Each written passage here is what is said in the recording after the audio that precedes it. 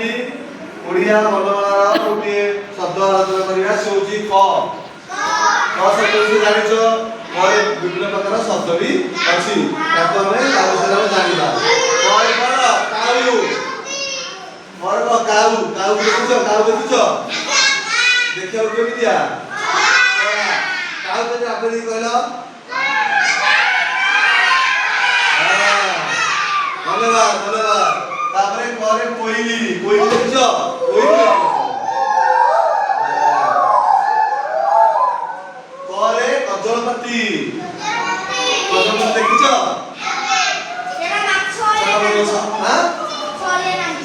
ମାଛ?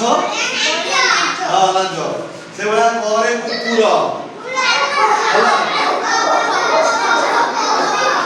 ସେଭଳି କରେ କୁକୁଡ଼ା।